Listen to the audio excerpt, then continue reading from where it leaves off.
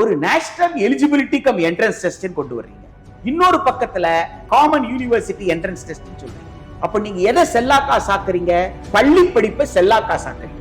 அப்ப நான் பள்ளிக்கூடத்துல போய் படிப்பதற்கு பதிலாக நான் நேரா எங்க போயிட்டு இருக்கிறேன்? கோச்சிங் சென்டருக்கு போயிட்டு இருக்கேன். நான் தாவரவியலா படிக்கிறதா அல்லது போட்டித் தேர்வுக்கான கேள்விக்கான பதிலா படிக்கிறதா என்று ஒரு மிகப்பெரிய சவால் எனக்கு வருது. எனவே இந்த நுழைவுத் தேர்வு என்பது சந்தை நடவடிக்கை. பள்ளி கல்வியை செல்லா காசாக்கிறது. இது சந்தையினுடைய சூழ்ச்சி, வணிகத்தின் சூதாட்டம்.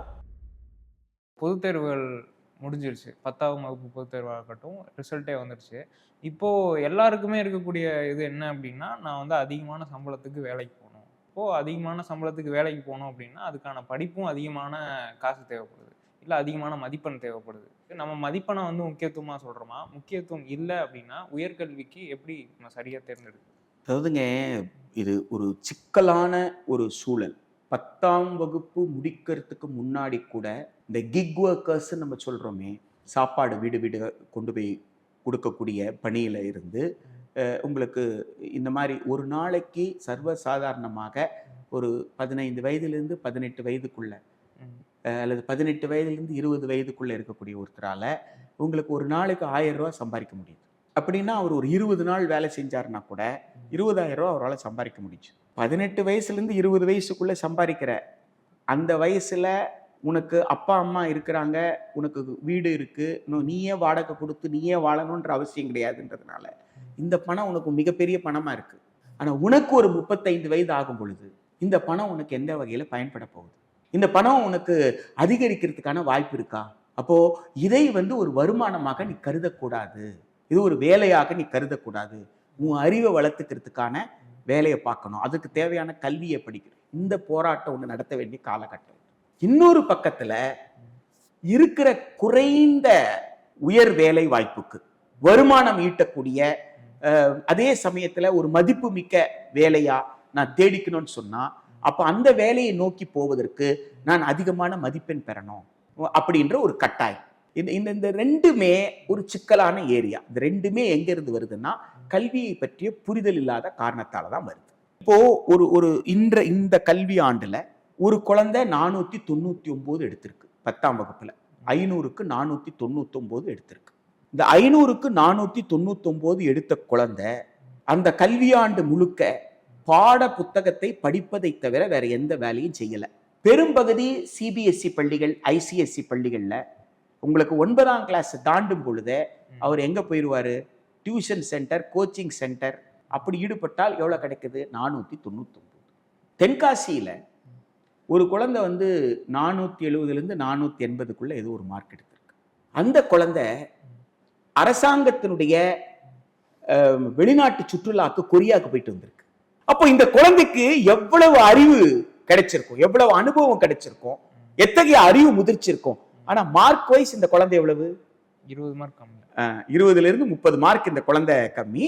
ஆனா இன்னொரு குழந்தை அப்போ 499 மார்க் எடுத்த குழந்தையும் இந்த குழந்தையும் ஒப்பிட்டு பார்த்தால் எந்த குழந்தைக்கு அறிவு அதிகம் நான் கேட்கிறேன்.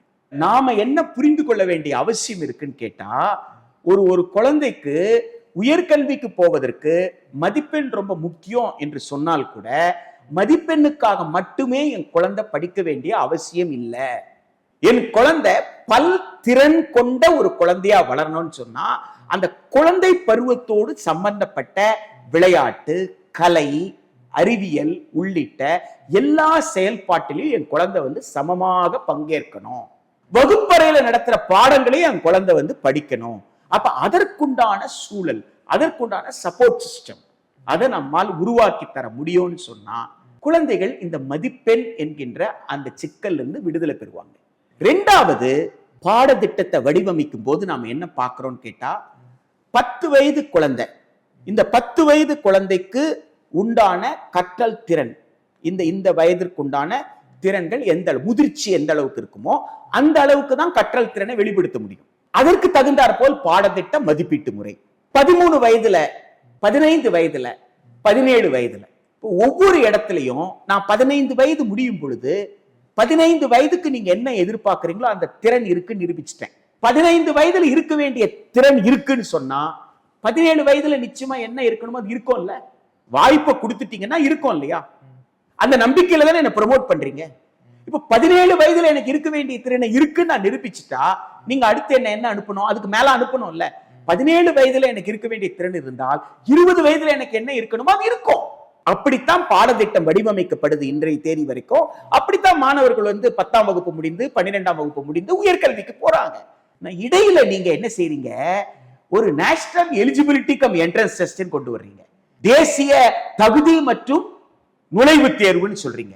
இன்னொரு பக்கத்துல பல்கலைக்கழகத்திற்கான பொது நுழைவுத் தேர்வுன்றீங்க. காமன் யூனிவர்சிட்டி என்ட்ரன்ஸ் டெஸ்ட் சொல்றீங்க. அப்ப நீங்க எதை செல்லாக்கா சாக்குறீங்க? பள்ளி படிப்பை செல்லாக்கா சாக்குறீங்க. அப்ப நான் பள்ளிக்கூடத்துல போய் படிப்பதற்கு பதிலாக நான் நேரா எங்க போயிட்டு இருக்கிறேன்? கோச்சிங் சென்டருக்கு போயிட்டு இருக்கிறேன். அப்போ என்ன ஒரு மிகப்பெரிய நிர்பந்தத்தில் உருவாக்கிடுறீங்க. நான் தாவரவியலை தாவரவியலா படிக்கிறதா அல்லது போட்டித் தேர்வுக்கான கேள்விக்கான பதிலா படிக்கிறதா, விலங்கியலை விலங்கியலாக படிக்கிறதா அல்லது போட்டித் தேர்வுக்கான கேள்விக்கான பதிலா படிக்கிறதா என்று ஒரு மிகப்பெரிய சவால் எனக்கு வருது. எனவே இந்த நுழைவுத் தேர்வு என்பது சந்தை நடவடிக்கை. பள்ளி கல்வியை செல்லா காசாக்கிறது. இது சந்தையினுடைய சூழ்ச்சி, வணிகத்தின் சூதாட்டம். இந்த நுழைவுத் தேர்வு எந்த வடிவத்தில் நீங்க சொன்னாலும், அது பல்கலைக்கழக பொது நுழைவுத் தேர்வு நீங்க சொன்னாலும் சரி, அல்லது மருத்துவத்திற்கான நீட்னு சொல்லப்படுற இந்த தேசிய தகுதி மற்றும் நுழைவுத் தேர்வுன்னு சொல்லப்படுற இந்த நீட் நடைமுறையோ கியூட் நடைமுறை, இதை எதையுமே நீங்க தேர்வுன்னே சொல்ல முடியாது. இது ஒரு நடைமுறை. இது தேர்வு என்ற இலக்கணத்துக்குள்ளே வராது. இது சந்தையினுடைய சூழ்ச்சி, இது வணிகத்தின் சூதாட்டம் என்பதை உணரணும். எனவே மாணவர்களை இந்த சூதாட்டத்திற்குள் சிக்க வைக்காமல் ஒரு வாய்ப்பை, வசதியை பள்ளியில் உருவாக்கி தந்தால் அந்த குழந்தை பருவத்தில் பெற வேண்டிய அறிவை நிச்சயமாக பெறும்.